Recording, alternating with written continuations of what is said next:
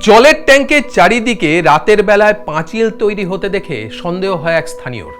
খবর যায় নিমতা থানায়। কিছুদিন আগে বালিগঞ্জ থানায় একটি মিসিং ডায়েরি করা হয়েছিল। সেই সূত্র ধরেই নিমতা থানা থেকে খবর যায় বালিগঞ্জ থানায়। দুই থানা মিলে মিলিতভাবে তদন্তে নামে এবং জলের ট্যাঙ্ক থেকে উদ্ধার হয় প্লাস্টিকে মোড়া একটি দেহ। বালিগঞ্জের সম্ভ্রান্ত এলাকার বাসিন্দা অভিষেক লাখানি, তার ওষুধের ব্যবসা। সেই সূত্র ধরেই জনৈক অভিজিৎ গুপ্তা নামের একজন তার কাছ থেকে 50 লক্ষ টাকা ধার নিয়েছিল ওষুধ সাপ্লাইয়ের জন্য। কিন্তু 1 বছর হয়ে গেলেও টাকা বা ওষুধ কিছুই পায়নি অভিষেক। এই নিয়ে তাদের দুজনের মধ্যে ঝগড়া, বিবাদ, অশান্তি চলছিলই। অভিজিতের বক্তব্য যে সে চাকরি হারিয়েছে, তাই সে টাকা দিতে পারছে না, তবে টাকা সে দিয়েই দেবে। এরপর একদিন হঠাৎ অভিষেকের কাছে ফোন আসে অভিজিতের।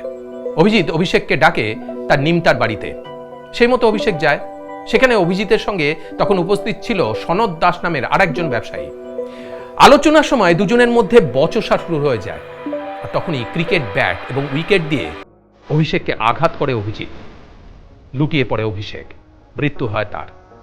তখন অভিজিৎ আর সনদ দুজনে মিলে প্লাস্টিকে মুড়ে তার দেহটা তারই বাড়ির জলের ট্যাঙ্কির মধ্যে রেখে দেয় এবং রাতারাতি তার চারিদিকে পাঁচিল তৈরি করার চেষ্টা করে। আর ঠিক সেই সময় সন্দেহ হয় এক স্থানীয়র। খবর যায় নিমতা থানায়। পুলিশ এসে উদ্ধার করে অভিষেক লাখানির দেহ। কথা আছে না, অর্থই অনর্থের মূল। অথচ সেই অর্থ উপার্জনের জন্য সারাদিন আমাদের কত পরিশ্রম।